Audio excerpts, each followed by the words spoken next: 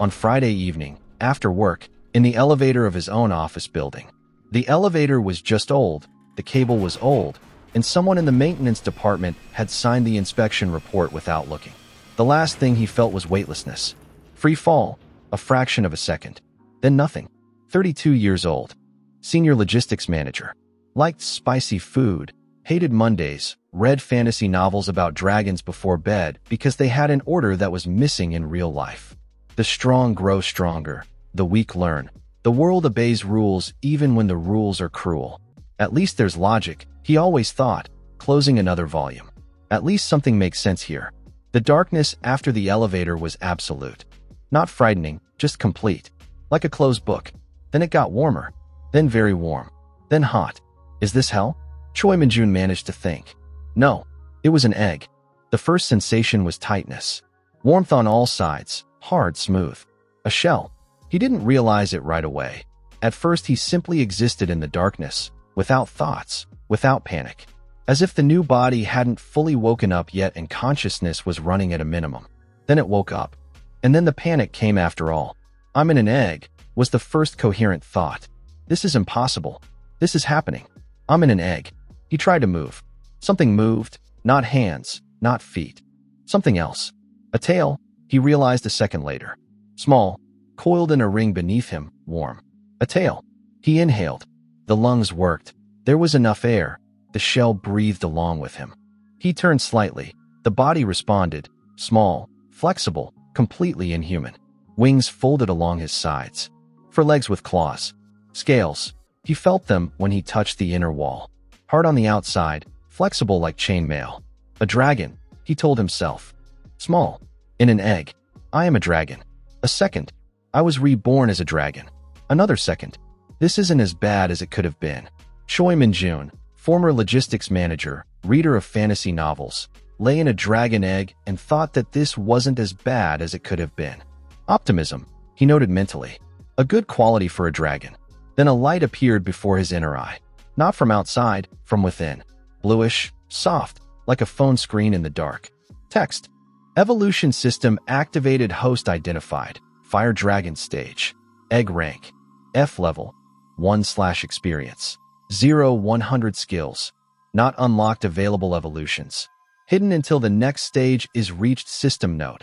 The host is the sole living representative of the species true fire dragon in this world. Evolution system activated automatically. Survival is recommended. Survival is recommended. He reread. Helpful advice. Thank you. But then he reread it once more. One line. The sole living representative of the species. The only one. He lay in the darkness of the egg and thought about that. In the fantasy novels I read, dragons always existed. Many, few, hidden, open, but they existed. And here there is only me. One. The only one. That means this world has been without dragons for a long time. That they disappeared. That no one knows what it's like, a dragon, living, real. And now there's me. Somewhere outside the shell something could be heard. Barely, wind, the rustle of leaves, a distant cry of some bird. Or not a bird. Outside there is a world, thought Choi Min-jun. Unfamiliar. Possibly dangerous. Definitely interesting. First I need to get out of the egg. He pressed his paws against the shell. He felt it. The shell yielded, just a little, where he pushed. So it's a matter of time. Not yet, but soon. I'll wait, he decided. The body knows when on its own. He didn't know how much time had passed. Inside the egg there was no day and night, no hours, only warmth and darkness and the quiet pulse of his own heart. He slept not like a human, in snatches, shallowly. He woke up, thought, fell asleep again. He thought a lot. The evolution system, he reflected during one of these awakenings. Experience for killing monsters. Evolution to new stages. Skills that unlock. This is a familiar mechanic. I've read about this. But I read about it in the context of a human with a system. Not a dragon with a system. There's a difference. A human with a system hides their power, builds relationships, bargains, plays politics. A dragon with a system, he's simply stronger than everyone. Or becomes stronger than everyone. A matter of time and experience. Good thing I read a lot of fantasy. Bad thing that all of this is theory. Practice is different. At some waking moment he understood. It's time. The shell under his paws was different. Thinner. Ready. He pressed with all 4 paws. His tail, his shoulders. Pushed. The shell cracked. Not at once. First a web of cracks, then light seeped inside in thin lines, cold, bright after the absolute darkness. He squinted reflexively. Pushed again. The shell split open and he tumbled outside into the world. The cold hit first. After the warmth of the egg, the air outside was icy. He shivered. Opened his eyes carefully, little by little. A forest. Enormous trees. Trunks thicker than any tree he had seen in his previous life. Moss on the roots, low fog between the trunks, gray light. Morning or evening, hard to tell. The smell, earth, pine needles, something else. Something alive and not too far away. He looked around. The egg lay behind him, broken into several large fragments, dark red with a golden sheen on the inside. Beautiful, even broken. He looked at himself. For paws, with dark red scales and black claws. A long tail, almost twice the length of his body, with a small triangular thickening at the tip. Wings folded, small for now, clearly not for flying yet. Scales dark red everywhere except the chest, where they were slightly lighter, almost orange. Fire dragon, he thought. Red-black color scheme. A genre classic. The system flickered. Stage. EGG Hatchling evolution complete. New parameters. Level. 1 rank. F strength. 8 speed. 6 endurance. 7 fire mana. 12 skill unlocked. Fire breath rank F. The host is capable of exhaling a small stream of flame. Range, 1 meter. Temperature, 300 degrees Celsius. Mana cost, low. Next evolution, young dragon required. Level 20 fire breath, he thought. Let's try. He opened his maw. Small, toothy, unfamiliar. He felt something in his chest. Warmth, different from the warmth of his body. Deeper, like smoldering coal. He drew it upward instinctively. The body knew how even if the mind didn't yet. He exhaled. A small tongue of flame, red-orange, alive, burst out and ignited a nearby clump of moss on a tree root. The moss flared, burned for a second, went out from the dampness. It works, he noted with quiet satisfaction. I am a dragon that breathes fire. That's good. Then something in the forest stirred. Close. He turned around. A creature emerged from the fog. The size of a large dog, gray-green, on 6 legs. Its head was disproportionately large, its maw nearly half the head, its teeth small and frequent like a saw. Eyes, 4, amber, without pupils. It was looking at Ren. Ren, he decided at that very moment. I'll be Ren. Fire Ren. Simple. It fits. The creature took a step forward. Sniffed. Its eyes locked onto him with that particular still attention that predators have before a leap. System, opponent detected, swamp crawler rank. F level. 3 experience for kill, 15 weaknesses, fire, crushing blow level 3 against my level 1, thought Ren. It's bigger. 6 legs against my 4, more stable, but vulnerable to fire. And I have fire. And also it doesn't know what I can do. I don't know what it can do. The first fight is always about reconnaissance. The crawler leaped. Fast. Ren barely managed to roll aside. Instinct kicked in before thought. The hatchling's body turned out to be more agile than he expected. The crawler missed, landed, turned around. Fast, noted Ren. 6 legs give acceleration at the start. Keep distance. The crawler began to circle, not directly, in an arc smart for a creature with 4 amber eyes. Ren didn't wait for a second leap. He exhaled straight into its face. The flame didn't hit entirely. The crawler managed to turn half away, but half was enough. It jumped back, hissed, its muzzle smoking. 3 of its 4 eyes closed reflexively. It hurts, Ren realized. Fireworks. Once more? The crawler shook its head, backed away. The instinct of self-preservation said to retreat. It stood for a second, then turned and disappeared into the fog. Ren stood, breathed. Didn't kill it, he thought. It left. So no experience. The system was silent. Good, he decided. Next time. Then he thought for another second.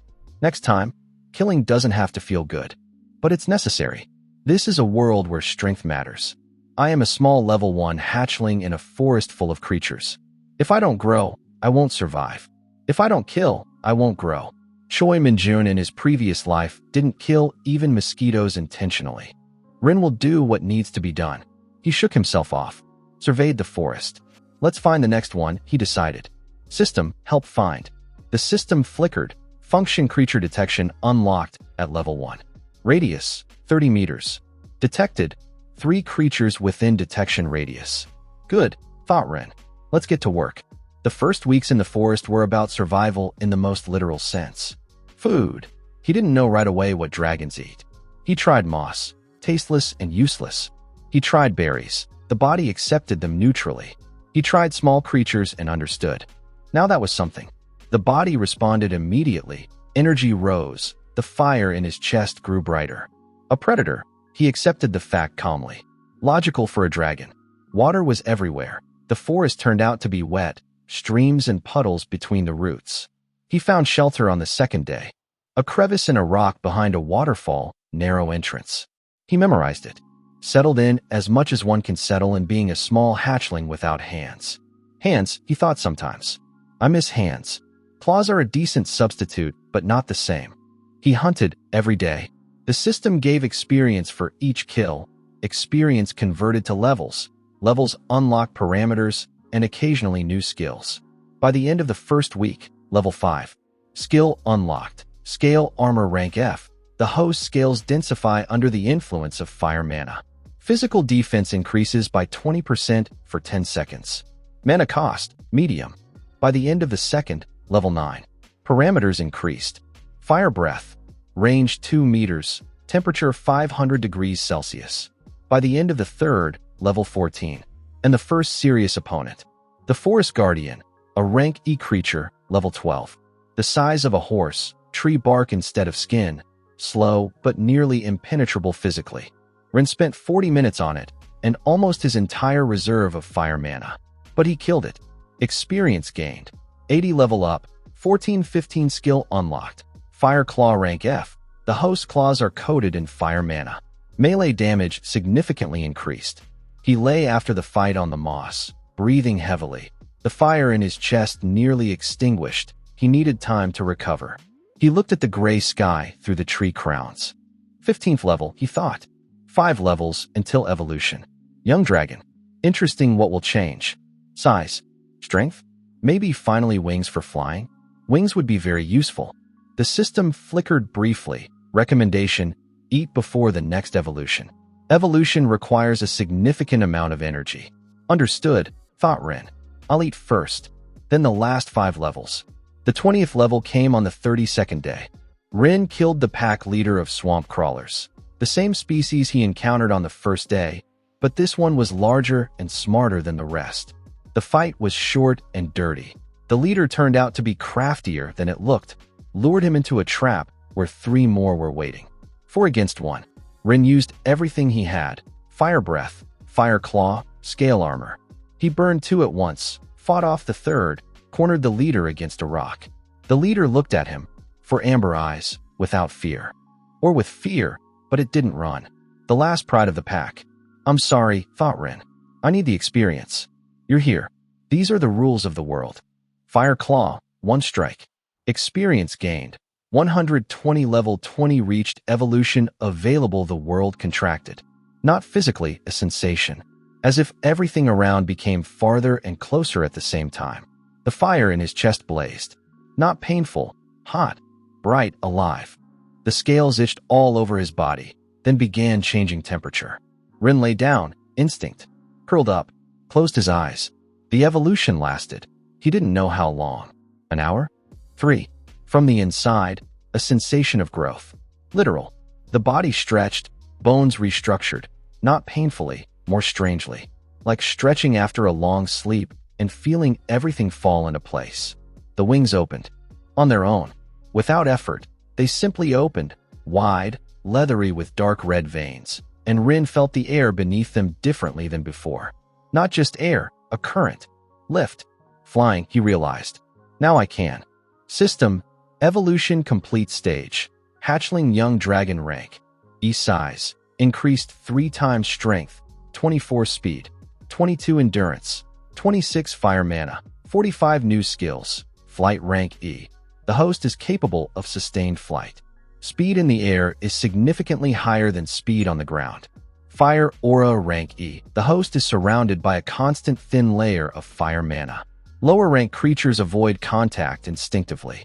Next evolution, Adult Dragon required. Level 50 Rin stood up. The body was different. Larger, heavier, and at the same time faster. He lifted a paw and looked. Claws longer, scales denser.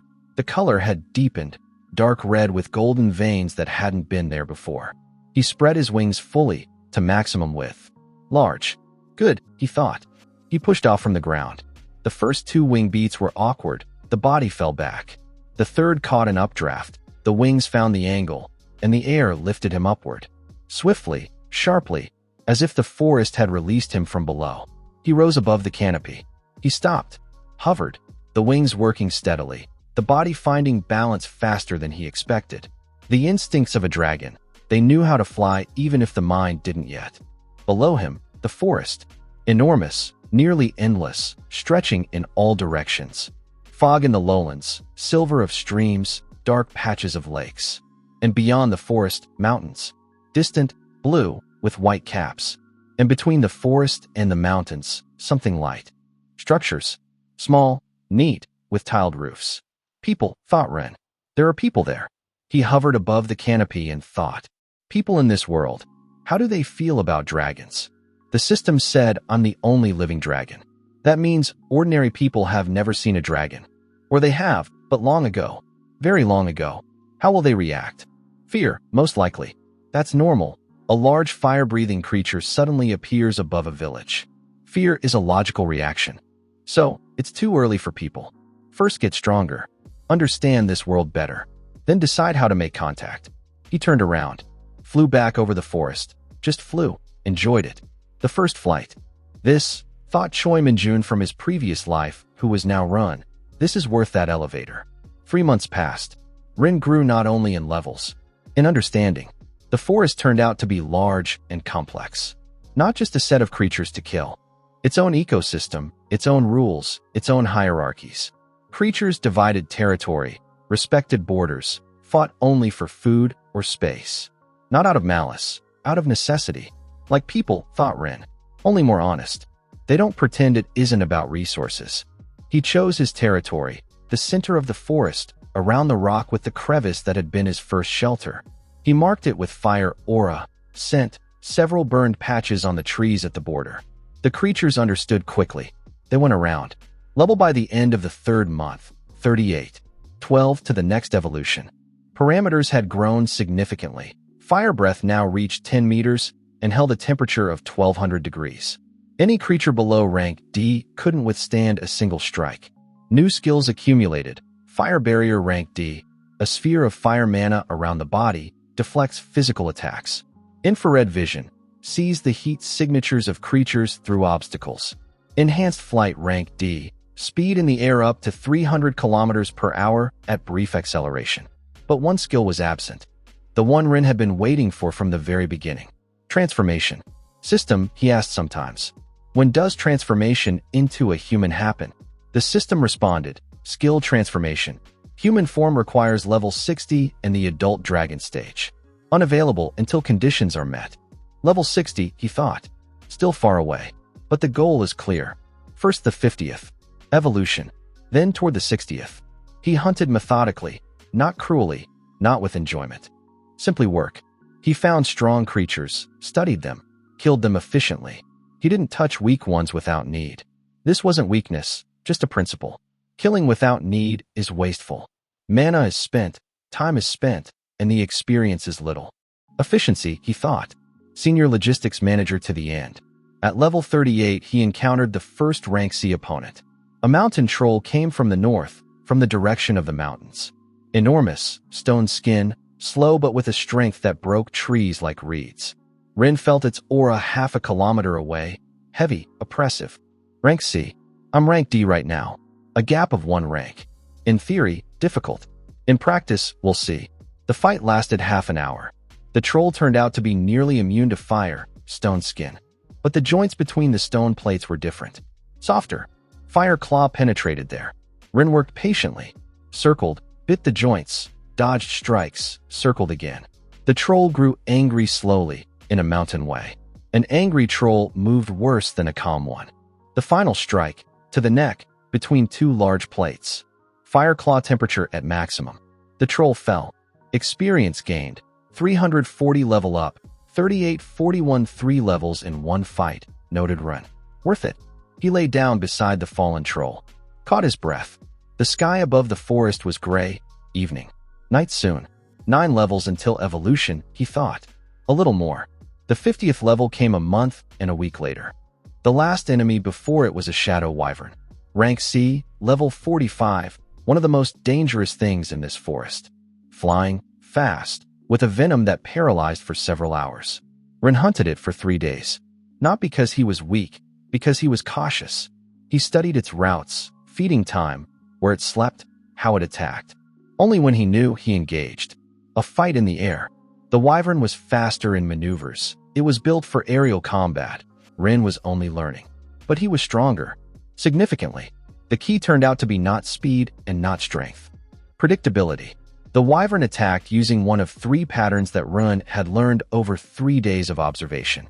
When it chose the second one, he already knew where it would be a second later. Fire barrier absorbed its attack. Fire breath point blank, while it was in contact. The wyvern fell down through the canopy. Experience gained. 580 level 50 reached evolution available this time. Ren found the place himself. He flew to his rock, descended into the crevice, curled up. Prepared. The adult dragon evolution was different from the first. The first was growth. The body became larger, stronger. This one went deeper. The fire inside didn't just blaze. It restructured. Became different. Not just heat, something more complex. Alive in a different way. As if the flame had learned to think. The scales changed color. Ren couldn't see himself from the inside, but he felt it. The dark red had deepened, almost black at the spine and bright gold on the chest and along the neck. The wings became wider. Significantly, horns appeared. 2, curved back, heavy, with the same golden sheen as the chest. System, evolution complete stage. Young dragon, adult dragon rank. C size, increased. Body length 8 meters. Wingspan 14 meters. Strength 78 speed, 71 endurance. 85 fire mana. 142 new skills. True flame rank C. The host flame acquires the property of true fire. Not extinguished by water.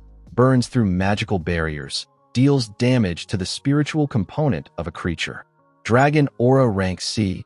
Passive pressure aura. Creatures below rank C experience instinctive fear within a radius of 100 meters. Rank C creatures, unease. Next evolution, ancient dragon required. Level 100 skill approaching. Transformation. Human form available at level 60. 10 levels, thought Ren. 10 levels until human form. He came out of the crevice. Spread his wings. Now they cast a shadow 20 meters around. He took off. From above, the forest looked different. Small. He flew over it from end to end in a few minutes. What had once seemed endless. Then he turned toward the mountains. Different creatures there. Stronger. Quickly, to level 60. Let's fly. The mountains turned out to be more honest than the forest. The forest hid danger in the fog, behind trees, in the darkness under roots. The mountains showed everything openly. A creature on a rock. A creature in the sky. A creature at the entrance to a cave. No ambushes, no cunning. Just strength against strength. Run like that. Creatures here were rank C and above. Mountain griffins, stone leviathans, ice spirits that lived in crevices at altitudes where the air grew thin. Every fight serious. Everyone taught something new.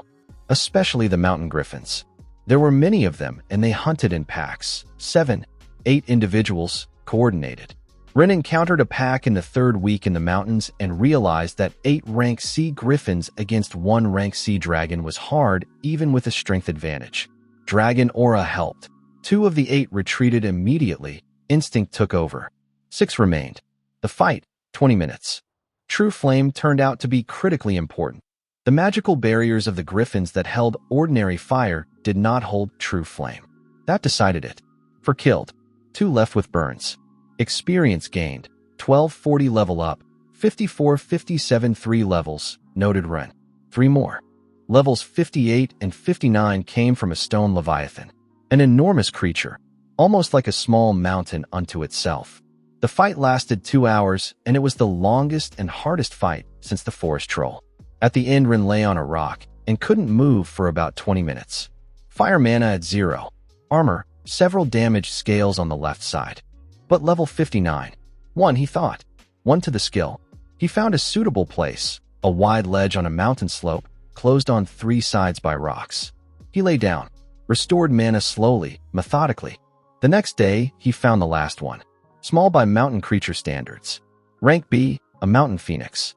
A bird with fiery feathers, whose aura burned brighter than any creature Rin had seen before. A phoenix, he thought. A firebird. We are kindred elements. The phoenix looked at him from the top of a rock. It didn't attack. It observed. Rin didn't attack either. He watched. Several minutes passed like that. Then the phoenix made a sound. Not a cry, something resembling a song. Short, a few notes. And flew away. We won't fight, Rin understood. Good. He turned and found a nearby pack of rank C mountain wolves. Quickly, efficiently. Experience gained. 390 level 60 reached skill unlocked transformation. Human form rank C. The host is capable of assuming human form for up to 8 hours. Return to true form is instantaneous at the host's will or upon critical mana reduction. Human form is fully functional. Conceals dragon aura to the level of weak mage. Appearance is determined by the host upon first activation. Warning: first activation is irreversible. The chosen appearance is fixed. Choose consciously. Rin lay on the mountain slope and looked at the system text. Choose consciously, he repeated. Good. Let's think. What the appearance should be. Young. Yes. No older than 25. Inconspicuous. No. Inconspicuousness isn't always the best option. Ordinary, possibly. But something in him should be his own. Not a handsome man from a novel. Not a warrior with enormous shoulders. Just a person with dark eyes and a calm face. One whom people don't trust right away but trust firmly. A name, he thought. In human form, a name. Rin works. Simply Rin. He stood up. Straightened as much as a dragon's body allowed. Let's activate. He reached for the skill inside. Felt it like a new thread among the other skills. Pulled. The fire receded inward. The body began to change. It was strange. Not painful, not unpleasant. Just very strange to feel 8 meters of dragon compress into 1.80 meters of a human. The scales retreating, claws retracting, wings disappearing. Then it got cold. Rin stood on the mountain slope as a human. He looked around. Hands. Real, human, with fingernails instead of claws. He raised one, examined it. Dark skin, strong fingers. There was no clothing. The system didn't materialize clothing. That was a practical problem that needed to be solved. Later, he decided. First, just stand here. He stood. A human on a mountain slope. Barefoot, without clothing, at an altitude of 2,000 meters. The wind cold, sharp. The human body felt it more acutely than a dragon would. I am human, thought Choi Min-jun. Again. For a short time. 8 hours. A strange feeling. Not better and not worse than being a dragon. Just different. He looked down from the mountain. There in the valley between the mountains and the forest, the structures were visible again. Closer than from the altitude where he had flown the first time. Tiled roofs, stone walls, flags. He couldn't make out what was on the flags. People, he thought. Now I can approach. In human form I can. But not now. Without clothing it will be strange. He deactivated the transformation. Returned to dragon form instantly. Warm again.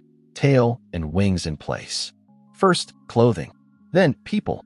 How does a dragon find clothing? He thought. This is a practical question. The system helpfully. Hint. In the valley to the west of the mountains there is a small settlement. Distance, 12 kilometers. A trade route passes through the forest to the north. A trade route, Rin understood. Travelers. Travelers have belongings. If I wait by the road in human form I can ask or buy. But there's no money. Or find an abandoned shelter. Hunters often leave spare things and caches near roads. Let's check. He took off. Flew west. The cache was found. A hunting cabin by the northern road. Abandoned, with a broken window and a sagging roof. Inside, an old cloak, coarse trousers, boots 2 sizes too large. Good enough. Rin dressed. Not without difficulty. Human hands obeyed, but the movements still felt foreign after months in a dragon's body. The cloak turned out to be dark gray, almost black, hooded. Convenient. He looked at his reflection in a dull shard of mirror he found in the cabin. A young man, about 20 to 23 in appearance. Dark hair, dark eyes, in which, if you looked carefully, there was something strange. Not frightening, just different. Too calm for a person of that age. Too old. That'll do, he decided. He stepped out onto the road. The road, packed earth between the trees, cart ruts, horse tracks. He walked south toward the structures he had seen from the mountain.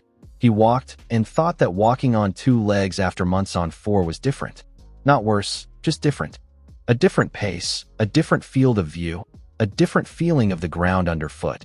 After an hour, he heard voices. He stopped, listened. Female voices, several, and something else. A low growl. Not human. He walked faster. Around a bend in the road, a scene opened up. For women. Young, roughly 20 to 30, in identical clothing. Long white dresses with a blue hem, cloaks of the same blue. Hair put up. The look of nuns or priestesses, something of that sort. Facing them, 3 swamp crawlers. Level 8 to 10 by their aura.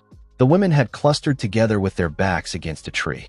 One held some kind of amulet in her hand, glowing faintly, clearly magical.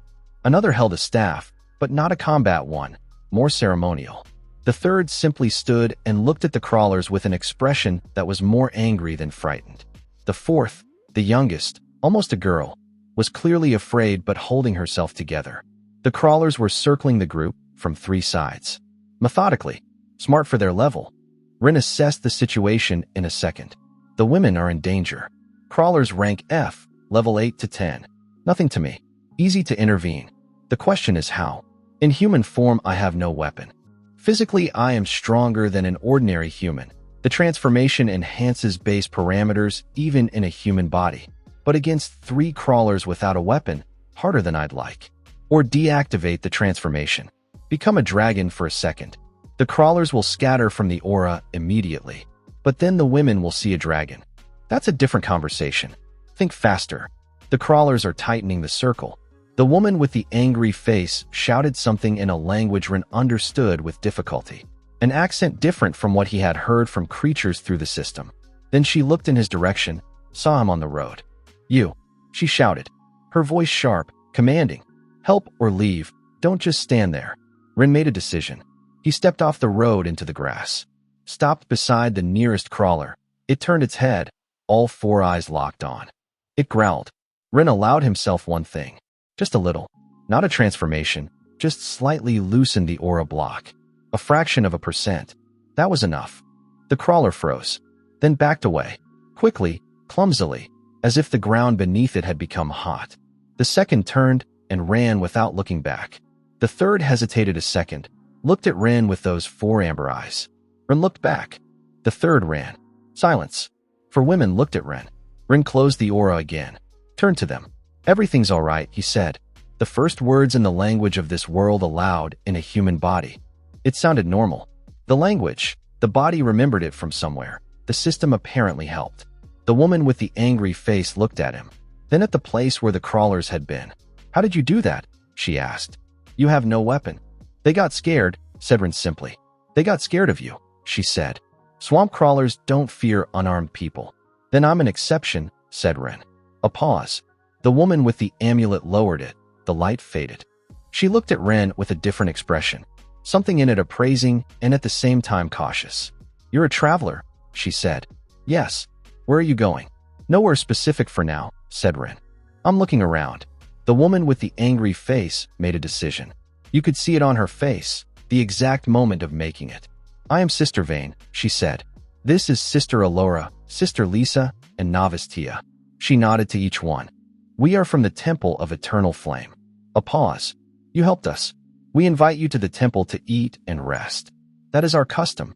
Temple of Eternal Flame, Rin repeated to himself. An interesting name. I accept the invitation, he said. Thank you. Novice Tia, the youngest, watched him with curiosity she was barely containing. Then she quietly asked Sister Vane something. Vane answered her briefly. Tia looked at Rin again, now with something different. Not just curiosity. What did she tell her? Rin thought. Interesting. They walked along the road. The nuns ahead as a group, Rin slightly behind. Vane set the pace, The others adjusted. It was clear she was used to leading. "What's your name?" asked Alora, the one with the amulet. Her voice quiet, attentive. "Rin," he said. "Just Rin? Just Rin." She nodded. "Asked no more." "A good one," he noted. "Knows how to accept an answer." The temple appeared from behind the trees and turned out to be larger than it had looked from a distance. Not enormous, not a castle, not a fortress, but substantial. Stone walls darkened with age, entrance gates with carved columns, a courtyard paved with flat stone. A central building with a high roof, narrow windows through which warm light broke, and above the entrance, a relief. Rin stopped before it. A dragon, carved in stone, flying, wings spread, maw open with flame bursting from it. The master who carved this knew what he was doing. Not schematically, in detail. Every scale, the shape of the wings, the curve of the tail. As if carved from life. Long ago, thought Rin. Very long ago. The stone had darkened with time, the edges worn slightly. Hundreds of years, this relief. "Beautiful, isn't it?" said a quiet voice nearby. Tia the novice stood beside him, looking at the relief together with him. "It's a dragon," said Rin. "Yes," said Tia. "The last dragon people of this world saw." A pause. "According to legend, it flew over this place more than 1,000 years ago. The founder of the temple saw it and built here." Quietly, almost a whisper. "We always wait for it to return. Or another." But no one ever returned. Rin looked at the relief. 1,000 years, he thought. And they still wait. Still keep the place. Still carve dragons in stone. Devotion 1,000 years old.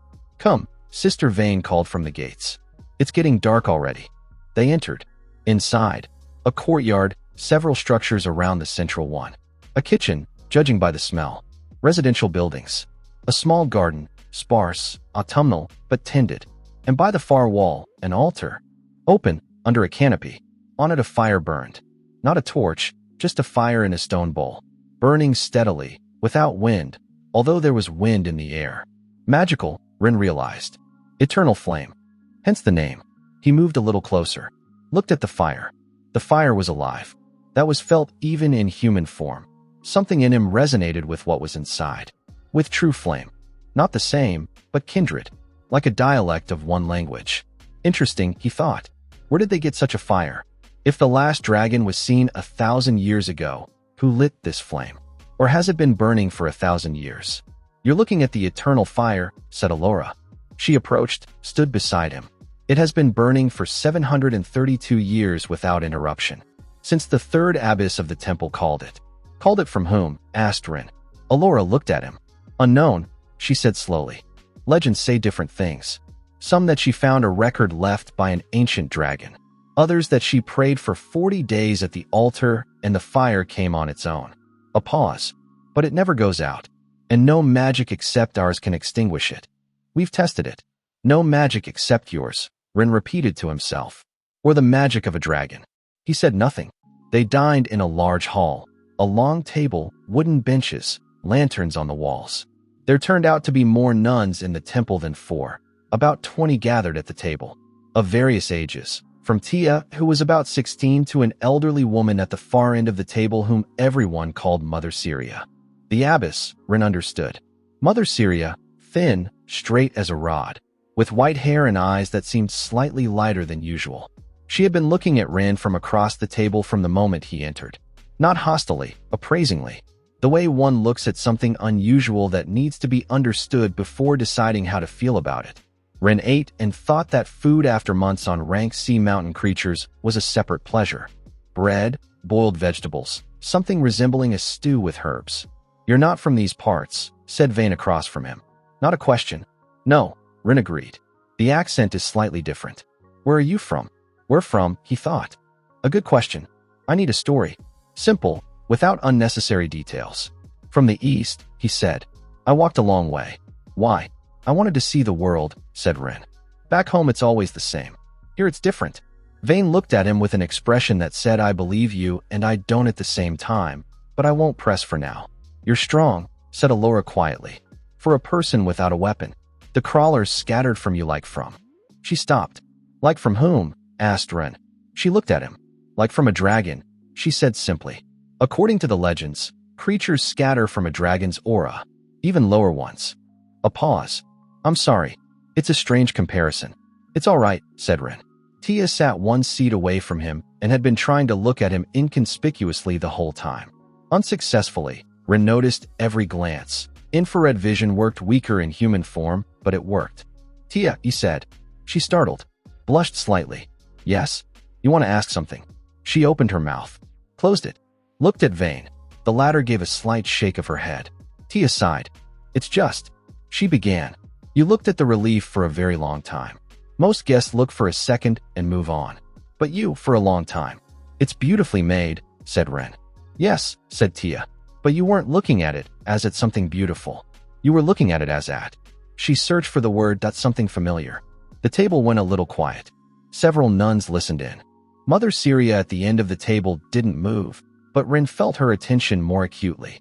I read a lot about dragons, said Ren. As a child. A half-truth he had read in his previous life. When you see an image of something you know well, you stop. Tia nodded, accepted it. But Mother Syria at the end of the table did something barely noticeable. She raised her hand and lightly touched the amulet at her neck. Ren felt a faint impulse of magic. Diagnostic. She had checked him. A smart one, he thought. Cautious. A stranger in the temple. She checks. The transformation concealed his aura to the level of a weak mage. What she saw, a weak mage from the east. Nothing suspicious. But smart people sense more than what artifacts show. I need to be more careful, Rin decided. Mother Syria is someone who notices more than she says. He was given a room, small, clean, a narrow bed, a table, a window looking out onto the courtyard. From the window, the altar with the eternal fire was visible. Rin lay and looked at it through the glass. The fire burned steadily. In complete silence, the temple slept. Almost nothing could be heard. The rustle of wind outside. Somewhere far away, the sound of the forest. They have been waiting for a dragon for 1,000 years, he thought. Not metaphorically, literally. The temple was built in honor of a dragon seen once and never seen again. They keep the fire, keep the reliefs, keep the legends. And the dragon came, sat at their table, ate their bread, sat and spoke like an ordinary person. That's a little funny, if you look at it from the outside. Then he thought more seriously. Tell them? When not now. We've known each other for a few hours. Trust isn't built over dinner. First, understand them better. Understand what a dragon means to them. A sacred being, a myth, a source of power? How will they react? With fear, with reverence, with something else? Reverence is complicated. I don't want to be revered. I want to understand this world. Find equilibrium. Stop the growth of the dungeons, if that's possible. Then he remembered Icon, the hunter with red hair and a journal full of data. No, that's a different story. That was a run from a different story. I am a different run. He smiled to himself. Focus. The system flickered quietly. Transformation duration, 2 hours 14 minutes remaining. It is recommended to find solitude before returning to true form. Understood, thought Ren. She warned me in time. He got up, silently. Even in this, the dragon's body helped even in human form. Moving quietly had become a reflex. He went out through the window. Not the door. Someone might be in the corridor. The courtyard was empty. The eternal fire burned. Rin crossed the courtyard, climbed over the wall easily, a human body with a dragon's parameters as its foundation allowed it. He moved into the forest about 300 meters. Deactivated the transformation. Returned quietly, quickly. Lay in the forest in his true form. 8 meters of dragon among the trees. The night forest around was silent. Several small creatures felt his aura and quickly left. Good, he thought. Quiet. Dark. My own. He looked at the lights of the temple through the trees. Tomorrow, he decided. I'll stay longer. Learn more. Then decide. He activated the transformation again. Climbed back over the wall. Returned to the room through the window. Lay down. Fell asleep quickly. For the first time in a long while, with something resembling peace. In the morning, the abbess came herself. Rin was having breakfast in the hall alone. The others had already gone about their business. A quiet morning, birds outside the window, the smell of bread. Mother Syria entered. She brought 2 cups of something hot, placed one in front of him, took the second herself, sat across from him. Rin looked at her. She looked at him. I have been the abbess of this temple for 41 years, she said. Her voice quiet, even, without unnecessary intonation. In that time I have seen many people. Travelers, refugees, seekers, warriors. A pause. None of them looked at the eternal fire the way you did. How did I look at it? Asked Ren. Like it's something kindred, she said. Not beautiful, not sacred, kindred. The way you look at a relative you haven't seen in a long time. Ren didn't answer. Mother Syria took a sip from her cup. Was silent for a moment. I won't ask questions you don't want to answer, she said. That is not my way. A pause. But I will tell you something. This temple has existed for 800 years. We kept the tradition through wars, through epidemics, through times when almost none of us remained. Her voice even, without pathos. Simply a fact. Not because we were made to, because we believed. A long pause. I have lived my life in this temple. I will die in this temple. And the only thing I ask of heaven each morning is to be allowed to see at least once what we serve. Silence. Ren held the cup in both hands. It was warm. She's not asking, he realized. She's telling. A big difference. She's not pressing, she's opening up. An honest person. Mother Syria, he said. Yes. How many people are in the temple right now? 23, she said. 12 sisters, 8 novices, 3 male servants. A pause. Why do you ask? Because I want to know, said Ren, before doing something important. How many people it will affect? Mother Syria looked at him. For a long time. Then she lowered her gaze to the cup, raised it again. You will stay longer, she said. Not a question. A few days, said Ren. Good, she said. Live as you wish. Eat with us, go where you want. She stood up. One thing I ask, don't break what is fragile. In this temple, there are people who have believed their whole lives. Their faith is real. Handle it with care. Ren looked at her. I promise, he said. She nodded. Left. A smart person, thought Ren. Very smart. She doesn't know, but she senses something. And she says the right things. Not reveal your secret. Don't break what is fragile. A good abbess. For 3 days Ren lived in the temple. He observed, talked, gradually became part of the rhythm that existed there. In the morning the nuns gathered at the altar. A brief service, prayer, something resembling meditation by the eternal fire. Ren didn't participate. He stood to the side and watched. During the service the fire burned differently, brighter, more alive. It responded to the presence of people who believed. This is real magic, he thought. Not artifact-based, not system-based. Something older. During the day Vane taught the novices. Combat skills, basic defense, evading a strike. Sister Vane turned out to be not just sharp, she was a good fighter. Clean movements, correct mechanics. On the second day, she noticed Ren watching. Can you? She asked briefly. A little, said Ren. Show me. He showed, carefully. Not at full strength, not quickly. Enough for Vane to understand he was no beginner. Not enough for her to understand how much of a non-beginner he was. Vane watched his movements. Where did you train? In the forest, said Ren. In the forest. I was alone for a long time, he explained. Practiced what works. Vane looked at him for another second, then nodded. Help with the novices today, she said. Not a request, a partner's offer. Ren agreed. Tia turned out to be the best of the novices. Not the strongest physically, but the most attentive. She watched how he showed a movement and repeated it immediately, precisely. She learns quickly. You have a good memory for movement, Ren told her after one repetition. Tia lit up, then felt embarrassed for lighting up. Then said seriously, Sister Vane says I'm inattentive. Sister Vane demands more than others, said Ren. That's not the same as inattentive. Tia looked at him. Something in her expression touched. Simply, without drama. A child, thought Ren. 16 years old. Probably lived in the temple since childhood. For her the world is this temple and the forest around it. Not much. On the third evening Alora showed him the library. A small room, 3 walls of shelves. Books old, of various ages. Alora dealt with records, kept texts, recopied fragile pages. This is everything we know about dragons, she said quietly. 800 years of records. A pause. Would you like to look? Yes, said Ren. She gave him several volumes. The oldest, barely legible, the handwriting of a different era. The newer ones, clearer. Ren read. Legends, testimonies, traditions. Descriptions of the dragon the temple founder had seen. Red, with golden veins, enormous, flying from north to south. It stopped over the place where the temple now stands. Hovered. Look down. Look down, read Ren. The founder wrote.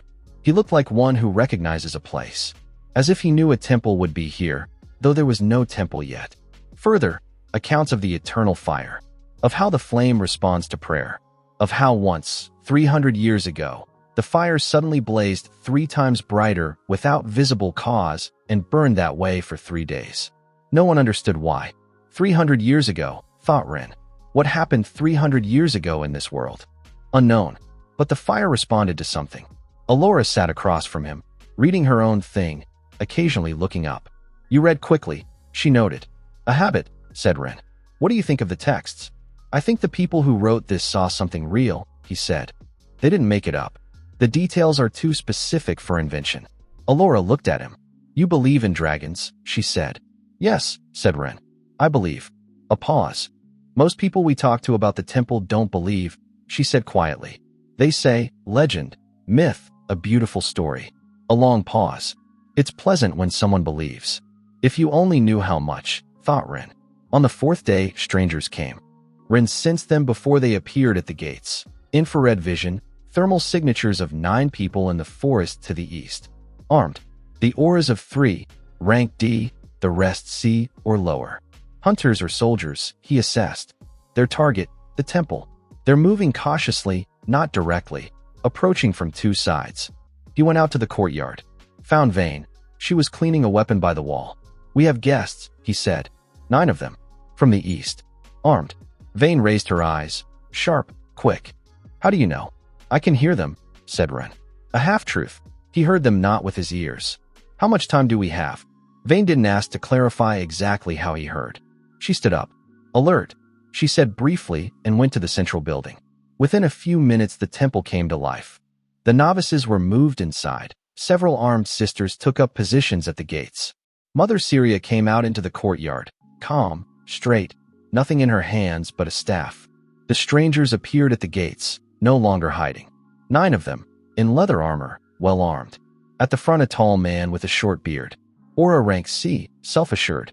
Temple of Eternal Flame, he said loudly. In the name of the Brotherhood of the Dark Altar you are under our jurisdiction.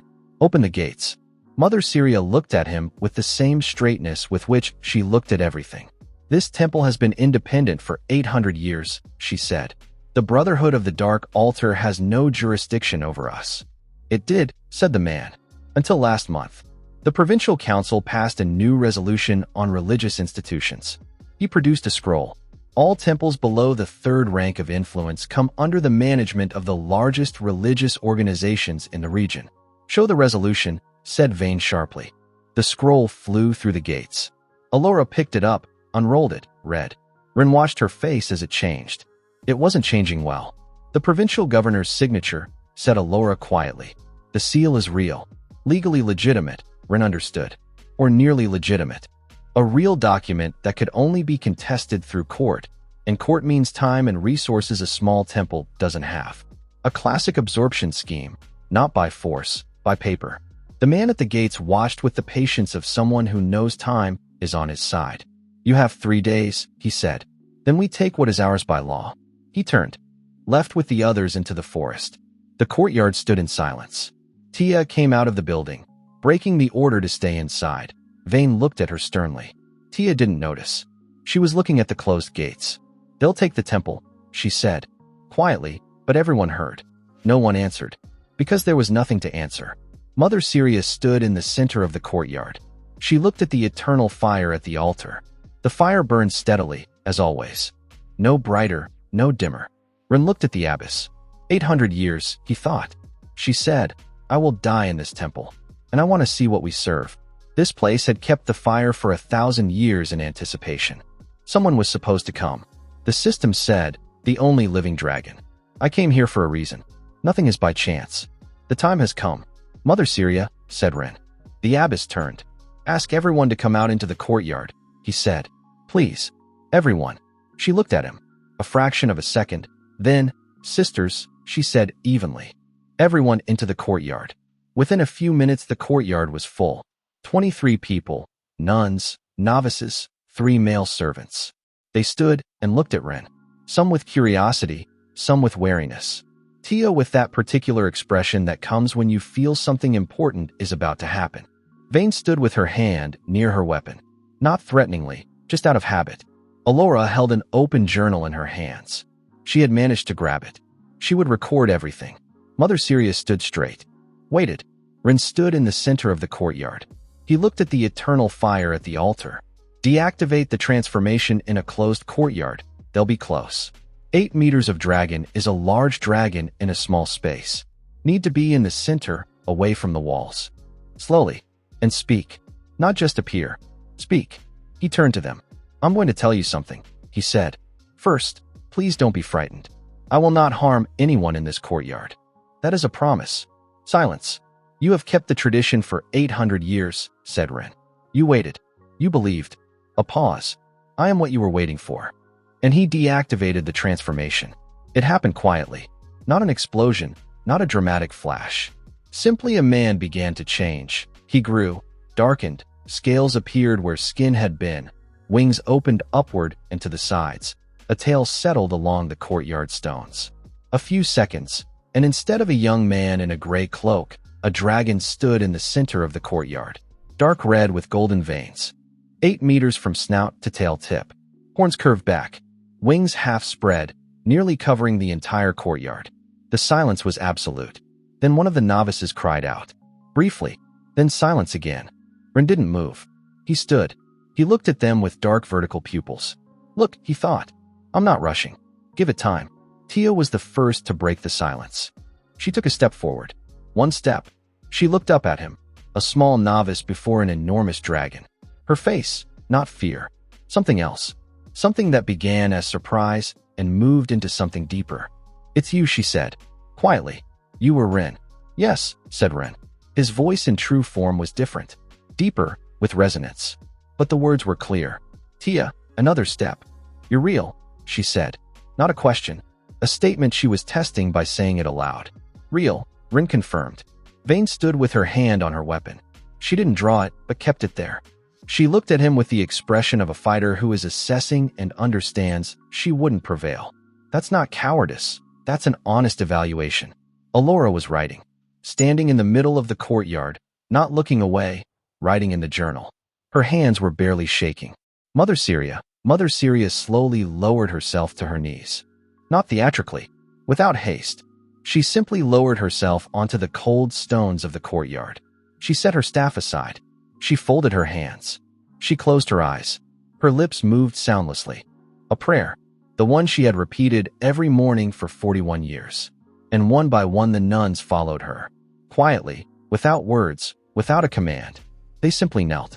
The courtyard of the Temple of Eternal Flame stood in reverence before a living dragon. Rin looked at this. So this is what it looks like, thought Choi Min-jun, who had once died in an elevator on a Friday evening.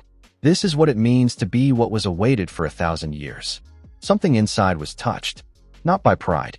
By something quieter and more important. By responsibility. The eternal fire at the altar blazed. Brightly. 3 times brighter than usual. Golden red, alive, tall. Such as it had last burned 300 years ago without explanation. Now there was an explanation. Rin turned his head toward the fire. The fire reached toward him. Not literally. In direction. In the lean of the tongues of flame. The way things reach toward their own. He exhaled slightly. Quietly, carefully. A very small true flame. Red gold. Warm. Merged with the eternal fire for a second. The altar blazed with gold. And faded back to its usual steady burning. Only now there was something new in it. Something Rin felt as his own note in someone else's song. His presence in the fire that had burned for 732 years. Good, he thought. Now we talk. Mother Syria rose first. She approached him closely. She raised her gaze to his face. The dark eyes of a dragon and the light-faded eyes of an old woman who had spent her life waiting for this moment. You took a long time, she said. Yes, Rin agreed. I lived to see it, she said. Quietly, without pathos, simply a statement. Gratitude to the universe or to whoever she had been praying to. Rin lowered his head. Slightly. A dragon's bow to the abyss. She received it with dignity, without confusion. She moved her hand away from her weapon. She came forward. She looked straight into his eyes without fear. That was honest. You heard those people at the gates, she said. Infrared vision? Something like that, said Rin. You can protect the temple. Yes, said Rin. You will protect it. Not a request. A question about intention. Direct. The kind that requires a direct answer. Yes, said Ren. I will. Vane nodded. Once. She accepted it. Tia stood closest to him. She looked at his scales with the curiosity she couldn't hide. Then she raised her eyes. Did it hurt to transform? She asked. A child's question, thought Ren. The most honest one. No, he said. It didn't hurt. And back. That too. Tia nodded seriously. She committed it to memory. Alora closed the journal. She stepped forward. I should have been recording this, she said. But I don't know where to begin. Begin with today, said Ren. The rest later. We need to talk about the Brotherhood of the Dark Altar. We have 3 days. Alora nodded. She took out the journal again. Mother Syria looked at him with something Ren couldn't immediately find a name for. Then he found it. Peace. A person who had waited 41 years. Who had lived to see it. And now was simply at peace. Without excitement. Without demands.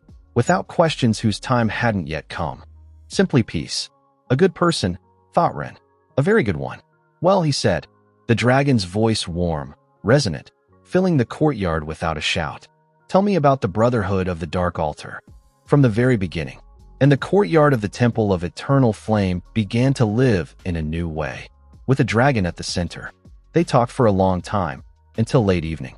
Rin returned to human form. Practically, 8 meters of dragon in a closed courtyard took up too much space for a normal conversation. Mother Syria ordered tea and candles brought. Everyone gathered in the main hall. Rin listened, asked little, only what was specific. The rest he memorized and built a picture. The Brotherhood of the Dark Altar had arisen 70 years ago. Not as a military organization, not as a sect, as a trade union of religious institutions. Several temples had joined together for shared resources, shared protection. The idea was sound. The implementation had become something else over time. The current head of the Brotherhood, a certain Archon Varys. He had taken the position 20 years ago. Under him, the Brotherhood began expanding differently. Not through agreements, not through alliances. Through absorption. Small temples without political connections passed under control one by one. How many temples have they already taken? Asked Ren. 8, said Alora. She opened the journal. It was recorded there. Over the last 10 years. Ours will be the 9th. What happens to the temples they take? Asked Ren. Silence. They exchanged glances. The traditions change, said Mother Syria slowly. The people remain. The buildings remain. But the essence changes. The Temple of the River Spirit in the Kern Valley used to practice healing. Now it charges for each healing and gives a third to the Brotherhood. The Temple of the Four Winds, added Alora, used to train wandering mages for free. Now only for a fee that most cannot pay. They don't destroy, Ren understood. They transform. A tool of profit instead of service. Yes, said Mother Syria. Clever, thought Ren. Not brute force. Transformation from within. The form is preserved, the content changes. Harder to fight than outright destruction. Why do they want this temple specifically? Asked Ren. Small, provincial. What is valuable here to them? They exchanged glances again. The eternal fire, said Alora quietly. A magical fire that burns without a source and is not extinguished by water or wind. That's rare. If you sell access to it as a relic. Money, said Ren. Money, she confirmed. Simple and sad, thought Ren. A fire that is 732 years old, that waited for a dragon. They want to turn it into a tourist relic. What do they have besides the provincial governor's paper? Asked Ren. Force. How many fighters? Vane answered. She had already been thinking about it. 9 came today. The Brotherhood maintains a standing detachment of about 40. 3 or 4 of rank C, the rest D and below. A pause. Plus they have connections with the provincial governor. If we use force, legally that's against us. So pure force is not an option, said Ren. No. We think, he said to himself. A legal document. The governor on their side. 40 fighters. 3 days. What changes the situation? What is above the governor? Who is above the provincial governor in the political hierarchy of this region? Asked Ren. Duke Sov, said Mother Syria. The ruler of the Tarim province. A pause. It's 3 days' travel to him. Even if we send a messenger now, we won't make it in time, Ren finished. Silence. There is another option, said Ren slowly. Not a messenger and not force. A pause. Archon Varys himself. If he learns that there is a dragon in the temple. Alive. The only one in the world. Rin looked at the candle in front of him. That changes the balance. They came for the relic, the fire. The relic has become living.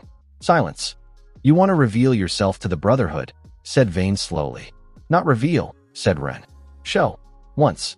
Enough so that they lose any desire to quarrel with a temple protected by a dragon. Or, said Allura quietly, gain a desire to capture the dragon instead of the temple. A smart one, noted Ren. She sees the other side. That's a risk, he agreed. That's why it needs to be made clear that capture is impossible. Only negotiate or leave.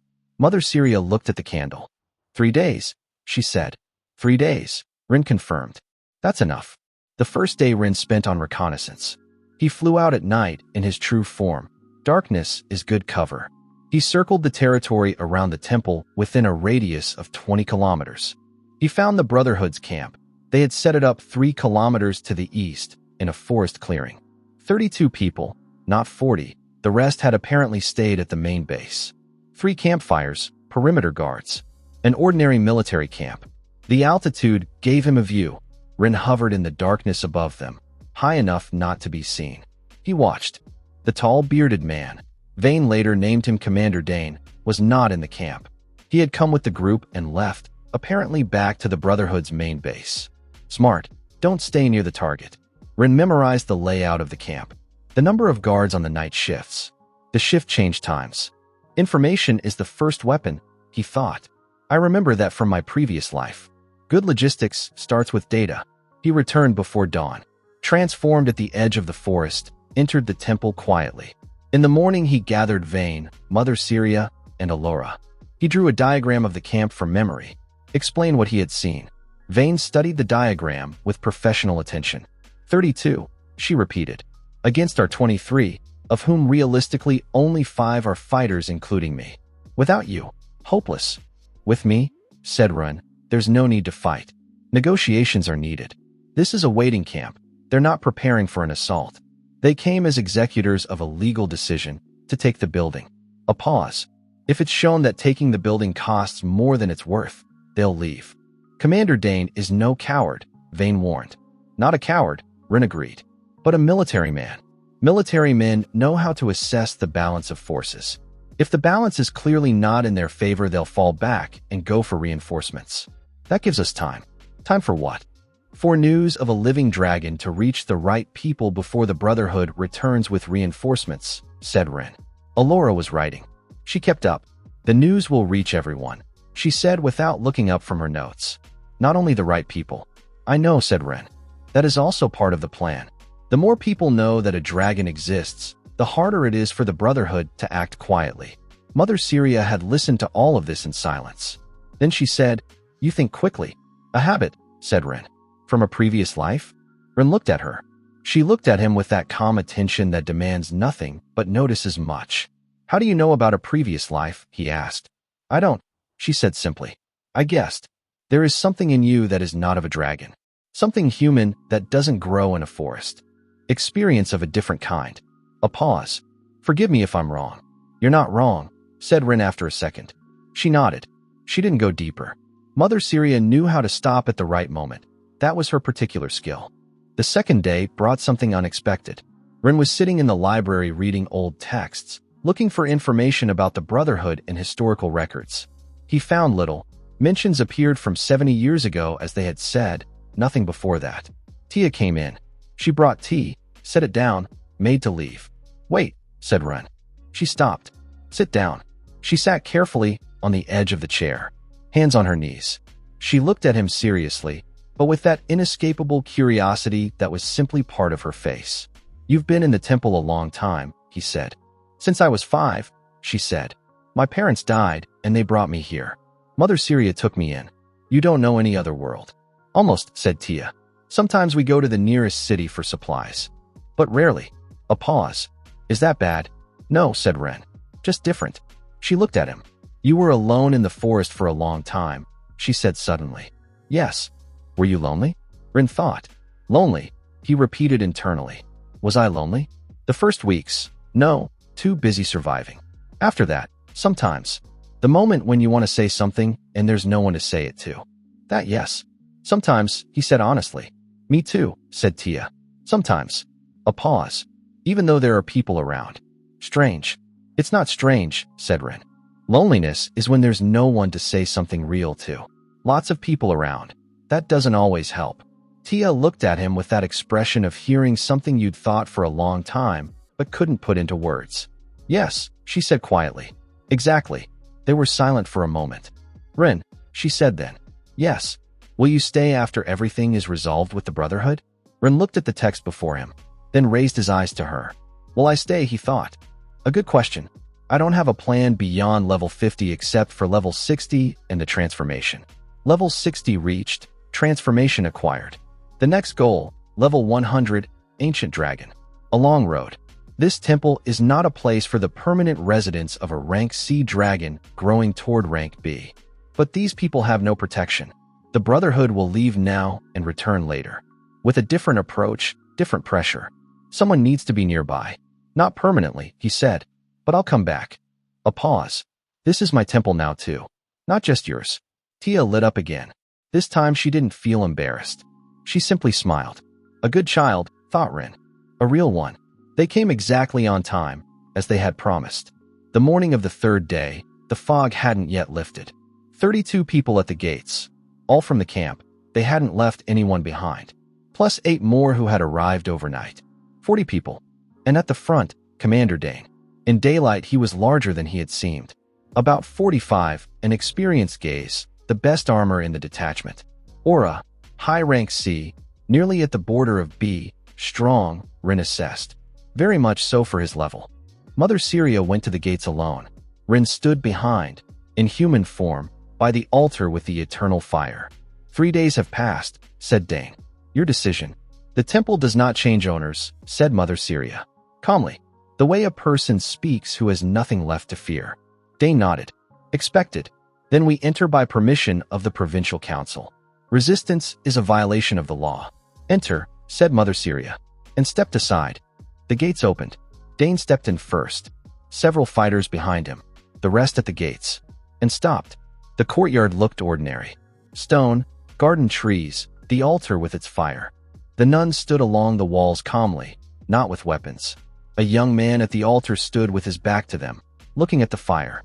Dane scanned the courtyard. He walked up to Ren. Who are you? He asked. I live here, said Ren. He didn't turn around. He looked at the fire. Since when? Recently. Dane felt something. Ren saw from the corner of his eye. The commander paused for a fraction of a second. A professional fighter's instinct. Something is wrong. He saw no threat, but he felt it. Ren's aura in human form was concealed, but not perfectly. Not for an experienced person who knew how to sense. Turn around, said Dane. Ren turned around. He looked at Dane. Calmly, directly, without aggression and without fear. The commander looked back. He read the face. There was something in Ren's eyes. Something that was always there and that the transformation didn't fully conceal. Too dark. Too still. Too old for a young face. You're a mage, said Dane slowly. No, said Ren. Then what are you? Ren was silent for a second. He looked at the eternal fire beside him. Then back at Dane. Tell your people to step back 10 paces from the gates, he said. Why? Because what comes next is better seen from a distance. A pause. Dane looked at him with the expression of a man accustomed to trusting his instincts. The instinct said, comply. That annoyed him, but the instinct was louder than his pride. Step back, said Dane without turning around. The fighters behind him retreated. Ren deactivated the transformation. Dane didn't cry out. That said much. He stepped back 3 paces, quickly, reflexively, hand on his weapon. He froze. He looked. 8 meters of dragon. Dark red scales with gold. Wings half spread. Horns. Vertical pupils looking straight ahead. Behind Dane at the gates, several cries. The sound of footsteps. Someone ran. A few people, Ren could hear. The rest froze. Dane didn't run. He stood, hand on his weapon. He knew it was useless. You could see by his face that he knew. But he stood. Pride or training, something held him. I respect that, thought Ren. Commander Dane, said Ren. His voice deep, filling the entire courtyard. The Brotherhood of the Dark Altar came for the temple. This is my temple now. A pause. Leave. Tell Archon Varys, this temple is not absorbed. Not by paper, not by force. Not today and not after. A long pause. And tell him one more thing. The dragon that was awaited for 1,000 years has returned. That is useful to know. Dane stood. 1 second. 2. 3. Then he moved his hand away from his weapon. Slowly. Deliberately. So they could see it was his own choice, not out of fear. A proud gesture. I will deliver the message, he said. His voice steady. Only slightly rougher than usual. He turned. Walked toward the gates at an even pace, unhurried. A commander doesn't run. The fighters outside the gates stepped aside. The clank of equipment, the sound of footsteps, the detachment was leaving. Quickly but not in panic. Professionals. Rin stood in the center of the courtyard and watched until the last one disappeared into the forest. Silence. Then Tia from the doorway of the building. She couldn't help it. She looked out despite Vane's order to stay inside. Did they leave? They left, said Rin. Tia exhaled. She came out into the courtyard. She stood beside the altar and looked up at Rin. That was frightening, she said. For you? No, she said. For them. I saw their faces. Rin looked at her. Tia, he thought. She sees the people, not the situation. That's rare. Mother Syria came out, calm as always. She stood beside him. They will return, she said. Yes, Rin agreed. They'll return, but differently. Not with the governor's paper and not with 40 fighters. When the news reaches the right people, the situation will change. A pause. We need to use this time. How? Asked Vane. She came out too, hands behind her back, gaze on the gates through which the Brotherhood's people had left. A messenger to Duke Sov, said Rin. Immediately. An official request for protection under the duchy's patronage. A pause. With an attached testimony of a living dragon in the temple. Signed by the abbess and sealed. The Duke will want to come himself, said Alora. She was already here with her journal. Where else would she be? Probably, Rin agreed. Let him come. You're ready for that? Ready for people who want to see a dragon? Rin thought. Yes. If they come with respect, I'm ready. If with another intention, they'll see something other than what they expected. Vane looked at him. You changed everything in 4 days, she said. Not a complaint, not admiration in her voice. Simply a statement. We lived quietly for 800 years. The quiet life was ending regardless, said Rin. The Brotherhood would have come sooner or later. The question was whether someone would be nearby when they did or not. Vane looked at him for another second. All right, she said. A messenger to the Duke. I'll go myself. A letter matters less than a messenger. Good, said Rin. Vane nodded. Went to prepare. Alora was writing something. She raised her eyes. Ren. Yes. While Vane rides to the Duke, the Brotherhood could return. Earlier than we think. I know, said Ren. And then what? Then, said Ren, I'll be here. Several quiet days. Vane had left for the Duke. The others lived the ordinary life of the temple, as much as possible when a dragon lives in your courtyard. Rin slept outside in the nearby forest. In his true form, not in the room. The room was for the transformed day, the night was his. The forest, the darkness, stars through the canopy. And hunting. The monsters in the surrounding area grew fewer. The dragon aura had spread several kilometers. Most creatures below rank C preferred to keep their distance. But farther away, in the mountains and deep forest, they were stronger. Rin went out for a few hours, returned before dawn. Levels grew. Level 63, 67, every few levels the system pleased him. Level 65. Skill improved. Fire breath rank B. Range, 25 meters. Temperature, 2,800 degrees Celsius. Effect added. Burning. The flame continues to burn on the target for 10 seconds. Level 67. New skill. Dragon Regeneration rank C. The host restores damage to scales and body at a rate 5 times above standard. Regeneration, Rin noted. A useful thing. It came late. Would have been handy earlier. During the day he talked with the nuns. Gradually, without hurry. He learned about this world through them. What province, what country, what neighbors, what politics. The nuns knew less than he would have liked. Their world was small. But what they knew, they shared willingly. The country was called Iron. The province of Tarim, one of 6. Ruled by King Sorin III.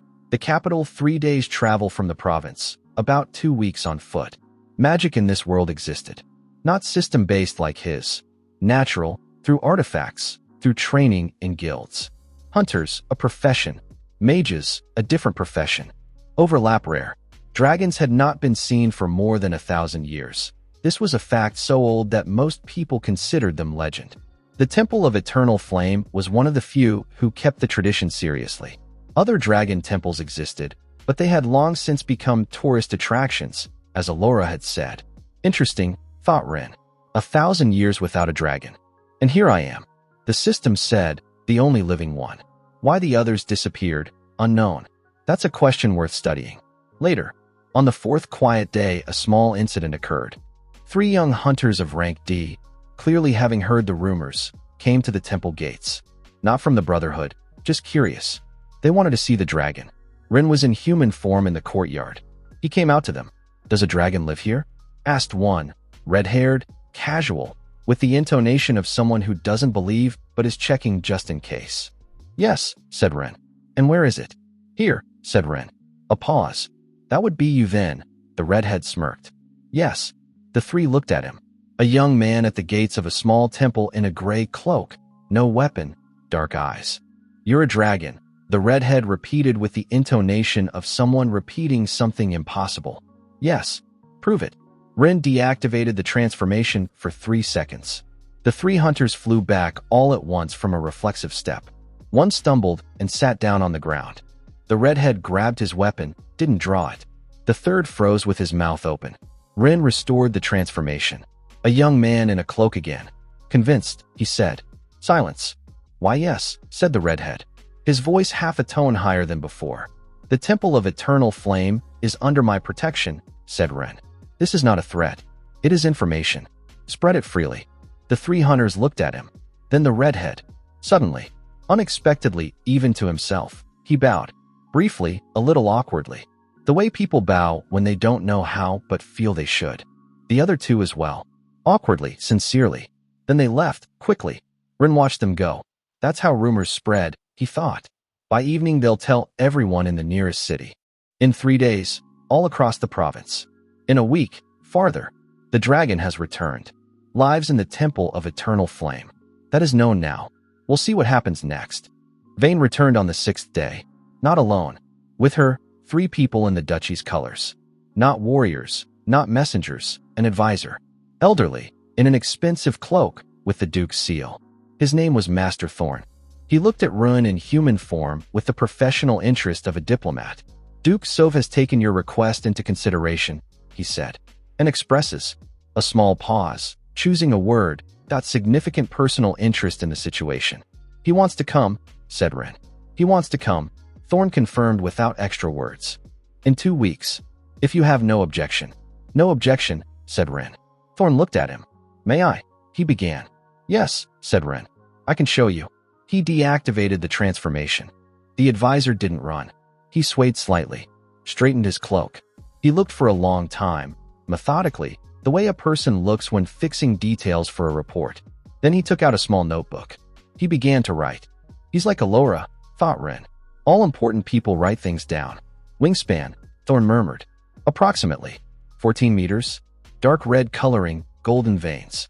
Horns, 2 directed. He raised his eyes. You understand human speech fully? Fully, said Ren. And you speak. As you can hear. Thorn wrote it down. He nodded. The Duke will be impressed, he said. The word impressed carried an entire spectrum of meanings that the advisor chose not to elaborate on. Ren restored the transformation. Master Thorn, he said. The document of protection under the duchy's patronage. Will it happen? That is one of the things the Duke wishes to discuss in person, said Thorn. Understood. A pause. And one more thing. The Brotherhood of the Dark Altar. What position do they officially hold in the province? Thorn winced. Barely noticeably, but he winced. A registered religious organization with commercial rights, he said. The provincial governor is in their pocket, said Ren directly. Thorn looked at him. That is a complex question, he said carefully. For diplomats. Yes, Ren agreed. For a dragon, simpler. A pause. Tell the Duke, if the Brotherhood returns before his arrival, I will protect the temple. I won't kill anyone if it can be avoided. But I won't let them in. The Duke should know this in advance. Thorn wrote it down. He nodded again. A smart person, thought Ren. Records everything. Doesn't interpret, just notes it and passes it on. A good advisor. Vane stood nearby with the look of someone who had made a trip, done what was needed, returned, and now wanted tea. You're all right, Rin said to her quietly. I'm all right, she said. The Duke is an interesting man. A good one? A smart one, said Vane. That's not always the same thing. But he's workable. A good assessment, Rin accepted. 2 more weeks. A lot can change in 2 weeks. That same night, the system reported. Level 70 reached intermediate evolution rank. CB size, slightly increased. Body length 10 meters. Parameters significantly improved. New skill. Fire domain rank B. The host is able to establish a zone of control within a radius of up to 500 meters. Inside the domain, the host senses all living things. Fire within the domain is controlled by the host. Mana recovery speed is doubled. Note: fire domain resonates with sources of true fire within the zone of effect. Rin stood in the forest and read the skill description. Fire domain resonates with sources of true fire. He reread. The eternal fire of the temple, true fire. So if I activate the domain centered on the altar. He activated it carefully, quietly, in the night forest.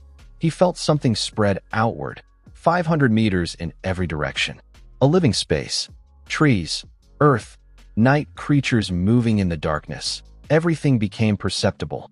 Not visible, perceptible. The way you hear footsteps through the vibration of a floor. And the eternal fire. Through the walls of the temple, 3 kilometers from the forest to the altar, something reached out. A thread. Thin, warm. The true fire responded to the domain the way it responds to its own. So that's how it is, thought Ren. I can sense the temple. Always. Not only when inside. From any point within the domain's radius. And if I activate the domain centered inside the courtyard. He checked. He moved to the temple. He stood in the courtyard in his true form. Night. Everyone was sleeping. He activated the domain centered on the altar. The eternal fire blazed. Quietly, without sound. It simply became twice as bright for a second, then settled. It accepted the connection. And the courtyard, the walls, every stone of the temple became part of his space. 23 people inside the buildings, sleeping, breathing, alive, all perceptible. If someone entered, he would sense it instantly.